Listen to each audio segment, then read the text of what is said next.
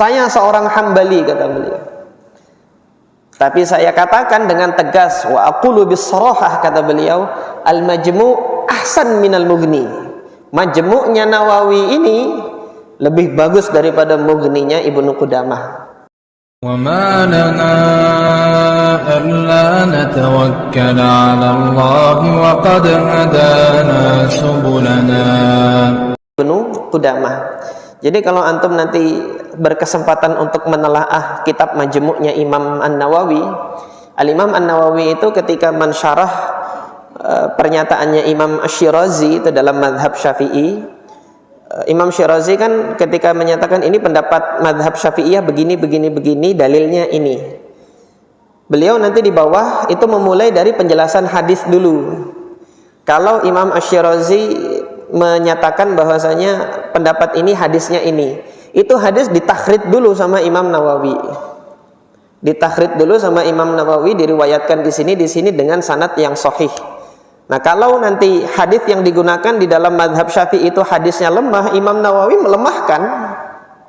Ada bisa nadin dhaif. Dengan apa? Dengan tegasnya Imam Nawawi enggak sungkan-sungkan kalau mengatakan itu dhaif gitu loh. Nah, setelah menjelaskan kedudukan hadis tersebut, sebelumnya kalau di dalam hadis itu nanti ada al-alfadz al-gharibah gitu kan. Kosakata yang gharib, beliau menjelaskannya nanti dengan menukilkan pendapat para ulama lughah.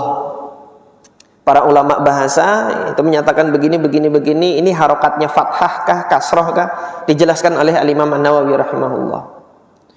Nah, terus setelah selesai baru kemudian beliau menjelaskan al-ahkam, ammal ahkam, adapun hukum-hukumnya baru beliau menjelaskan tentang hukum fikihnya, dimulai dari internal mazhab Imam Syafi'i dulu.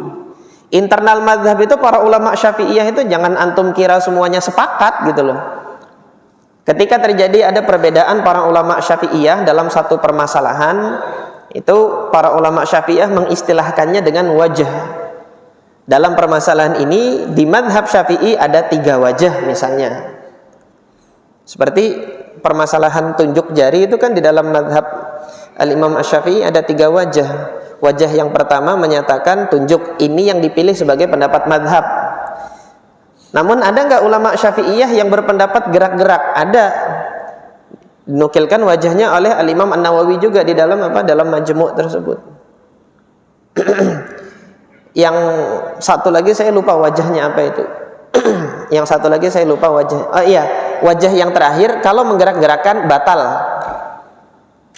Jadi wajah yang pertama, pendapat yang pertama di dalam mazhab Imam Syafi'i tunjuk.